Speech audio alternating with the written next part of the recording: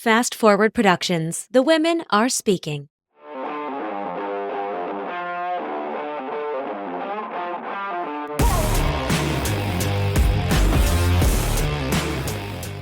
Hi guys, and welcome back to The Unfiltered Entrepreneur. We have a fun episode with you today. My name is Ashley Pollard, and I'm so excited to talk about how to have more fun on social media. And the reason that I am very passionate about this is because your girl's been letting loose. She has been having a silly goose time. She has been loving every minute. We are just having a blast on social media lately. Now, part of this is because we're using great templates, which helps us activate quickly. Part of that is because we're leaning a little bit more into this brand ethos, but a lot of this is really because we're ditching the rules. But I have some tips for you if you want to invoke a little bit more of a playful manner. Now, to kick this off, one thing to note, my word of the year is play. I am done being the minimalist, stoic professional. I want to be myself. And if you are the kind of person who, as yourself, you are minimalist, you are stoic, you are a little bit more sophisticated or chic, great. I want that for you as well. This is all about doing what feels aligned to you. I want to have a silly goose time. I want to laugh. I want to giggle. And I don't want to take myself too seriously. To me, I want to have fun on my social media because I want to have fun with my clients. And you cannot tell me that this box in my hand holds all of this power. It just doesn't. You know, for me to think that my phone and my social media has such a power over my anxiety or my depression or my fear is something that I really worry about. I don't want people in my space to feel like they're chained to this tiny black box made in Silicon Valley. It's just social media. So for me, I'm trying to really cut through, like, what am I actually scared of? And a lot of that comes back to you guessed it, therapy. We want to make sure that we're feeling comfortable in our skin. We don't have a fear of being seen. We don't have a fear of people abandoning us. All of that comes back to social media, and that's a lot of where the triggers lie. Now, that's not the fun stuff. We want to have fun on this episode. We want to have a silly goose time. We want to giggle. We want to joke around. We want to be silly gooses. So I'm going to tell you 5 different ways that you can have a lot more fun in your social media so that you can not be triggered so much, so that you don't have those negative emotions about social media. When I started making those mindset shifts last year, that's the second that I knew I had to change my branding. Our branding used to be professional, blazer. You can trust me. I'm an expert. All of that stuff is still true. You can trust me. I am an expert. I am probably one of the most qualified in this field. However, I'm Ashley Pollard, and I want to be Ashley Pollard in my business because I built this house, and that's how I want to live here. If you want to play, let's dive into the 5 tips that you can do as well if you are looking to have more fun in your social media. Number 1, this is a very easy way to have more fun in your business if you're looking to show a little bit more personality, but you're trying to tiptoe into it. And this is by using emoji. And you might be thinking, really, Ashley, that's your tip? You just want me to use the sparkle emoji in my captions? And what I'm here to say is that it's way more than that. Instead of using any emoji, I want you to go into those emojis and I want you to find not so used emojis, very like under the radar emoji, some ones that you're like, I didn't even know that one existed. And how can it tie back to your brand? For instance, with our branding, we use a lot of red, we use a lot of blue. So for us, we wanted to use the rocket, which has both of those. It also has a feeling of like, let's go. We use the blue baseball hat, which is also great because we have a ton of baseball hats in our merch shop. We use the strawberry emoji. You know, the fruit feels kind of playful, feels kind of youthful. So what I would recommend that you do is like scope around and see if you can find some emojis that feel in line with the brand, in line with the brand colors, and that you haven't really necessarily seen before. Why this is fun is because when people haven't really seen that emoji often, the more you use it, and if you only use those emojis over and over again, they become your emojis. And we found this out when we launched Me Time. I wanted new emojis that nobody had ever seen before. So we used the seedling, we used the mirror, and we used another one. I can't remember what it was. And what's so crazy is that nobody was using that mirror emoji. I still don't think many people are using that mirror emoji. But with the mirror emoji, we got to the point that people were saying, that's the Me Time emoji. That's the Me Time emoji. And now we're seeing the same thing happen with Team AP, where people are saying, The rocket is the team AP emoji. The T-Rex is the team AP emoji. So it's a really funny phenomenon that if you're using an unused emoji and you see it in the wild, it becomes yours with your audience. It's a really fun way to kind of create community and to show some personality. That doesn't mean never use another emoji again, but really lean on those ones that can show personality and that you can kind of like take ownership of. The second thing that you can do to make your marketing a little bit more fun is inside jokes. Now, the funny thing about inside jokes is that you don't necessarily get to like choose them. They kind of happen to you. Well, that's not totally true. I have an inside joke that I've chosen, and I have an inside joke with my people that has just kind of happened to us. And I'm going to give you an example of both of these. One is there was a year in like 2019, actually, that I lost 7 AirPods in a year. I don't want to talk about it. It was a terrible use of my money to keep buying them, but I was on a mission that I was not going to lose these AirPods. And this was before my business started. But people who were following me at the time, because I had a bit of like a following and then deleted them, whatever, they knew that I was always losing my AirPods. And so we had this silly joke where I was like, lost another pair of AirPods. I don't want to hear it. And so people in my space would be like, oh yeah, I lose my AirPods all the time. And so now I still keep that joke going. I have not lost AirPods since, I just want to say, but it has become a really funny inside joke because I'll open up my AirPod case, not know where they are, and I'll be like, guys, I've done it again. Or I'll see one AirPod just sitting on the floor and I'll be like, am I okay? Or whatever it is. And so now it's become a very funny joke. I get DMs all the time of like an AirPod case so that you don't lose your AirPods, or a meme when it's like, I always lose my AirPods. I always get sent that like literally almost 100 times because they now know that I lose all my AirPods and it is what it is. So I kind of chose that inside joke because I let them in on this secret that I lost all my AirPods, and it just became a running joke that I'm the girl who loses their AirPods. On the flip side, sometimes inside jokes just happen. And one, you have to notice when these things happen, but two, they also might be telling you an inside joke. So for instance, I'm going to tell you a story of gnocchi.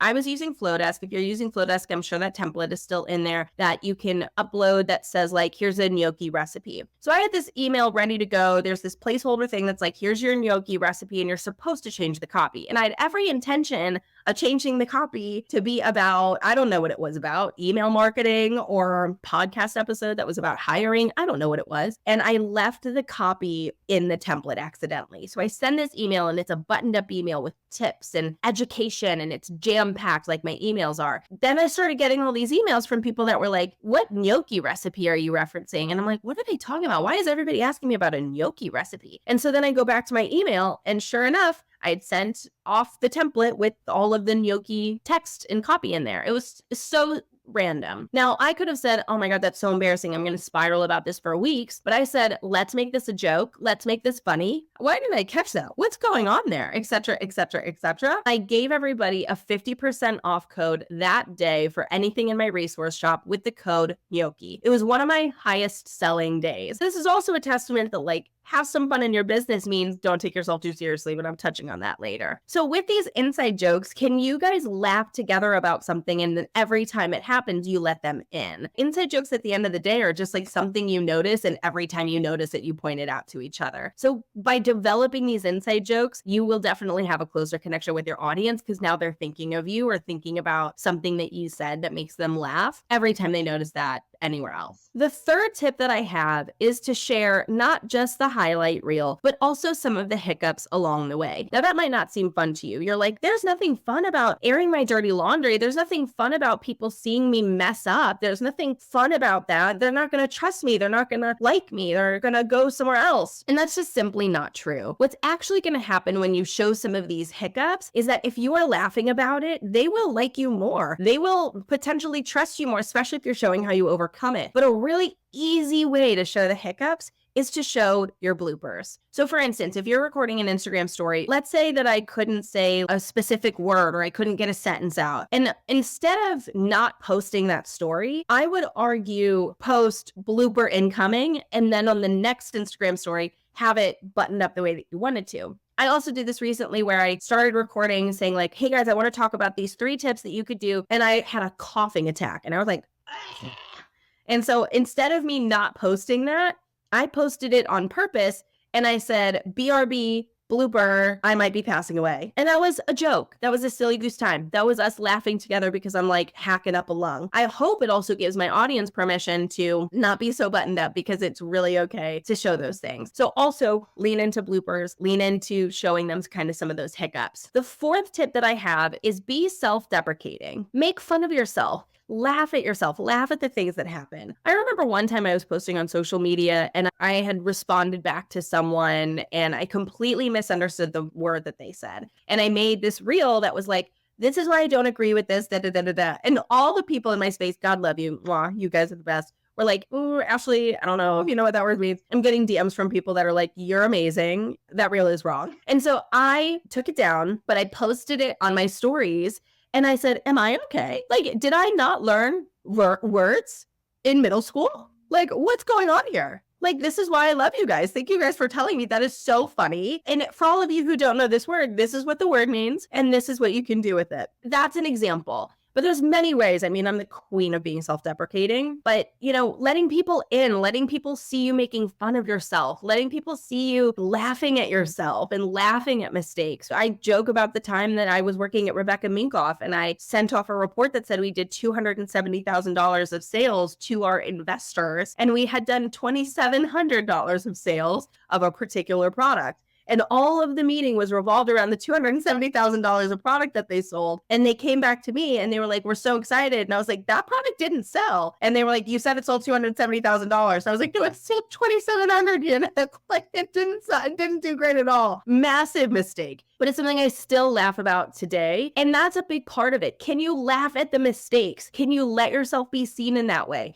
And I don't want you to show anything that you truly don't feel uncomfortable with, but some of these things are just so funny. We're all doing the best we can. We're all humans. We're all trying our hardest, which leads me to tip number 5. And you have seen this through all of these tips. Don't take yourself so seriously. We're all doing the best we can. We're all humans here. If you want to have more fun in your social media, you have to be someone who's able to have fun. And when you think about the times that you're just cracking up with your friends, it's because someone had something like accidentally glued to their face, or because someone like tripped and fell, or because someone said something and it was embarrassing. Like, at the end of the day, like, having fun is a little embarrassing. That's just the truth. And when you want to develop those connections with people, you might think that that will distance you from your audience, when in reality, you're building a friendship with them. And there's nothing stronger than that. That's why I have a hot audience here, is because I feel like we have a great relationship. If you DM me, I feel like I know you already. You know, I want to know your life story. We're best friends now. And this also comes back to how much advice are you getting elsewhere from different people on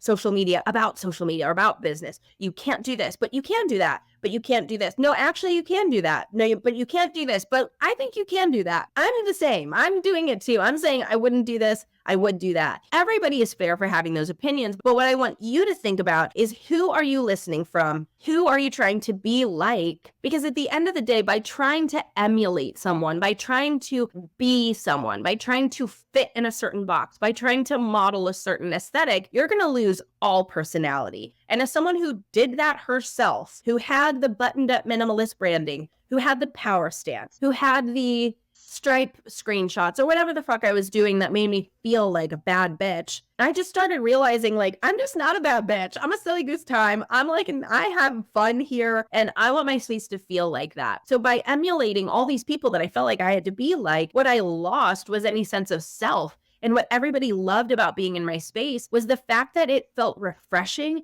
and the fact that we have fun here. We don't take anything so seriously that it's going to end us completely. We know that Instagram is just a tool. It is not our well-being. It is not our lifeline. It is our marketing strategy and our marketing tool. And I get to have fun there because this is my business. And I've decided that. And I want you to think about how you make decisions in your business. Who are you trying to emulate, and how do you show up as yourself? How do you show up as, you know, the way that you are in your personal life? And if you want to have more fun in your business, these are just some ways, some that are very easy and some that are a little bit more difficult or maybe a little bit more vulnerable, that you can have a little bit more fun in your business. Because to me, if you are building the house you want to live in, I want to have fun in that house. And in my business and in my house, I want to be somebody that can laugh and that can play and that can show my cards and say, guys, I did the dumbest thing today, because that is the kind of business I want to build. If you want a business like mine, have a little fun, shake it off,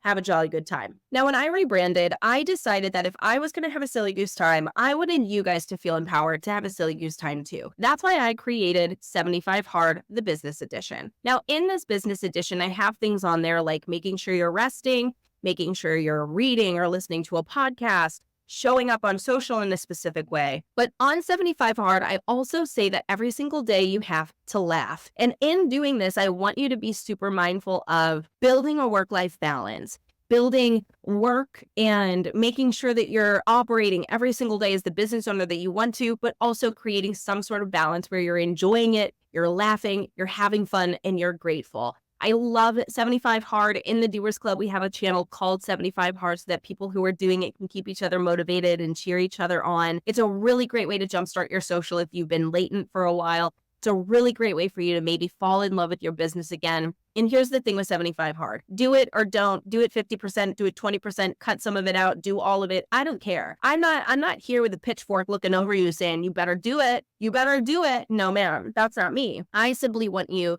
to feel like you have a fun challenge and use it however you want to. And for me, I do all of those things almost every single day. I love doing 75 Hard, but you watch me do it every day. And that's how I feel about it. And I hope that you go check it out. Thank you for turning into another wonderful episode of The Unfiltered Entrepreneur. I would love it if you could share this with one of your business besties, with your team, with a friend of yours, because the more that you share this, the more it grows. And I love giving you guys free information. It would mean the world if you would take 1 second and share this with other people as a thank you for your time. Hope you have a wonderful day, and I'll catch you next time on The Unfiltered Entrepreneur.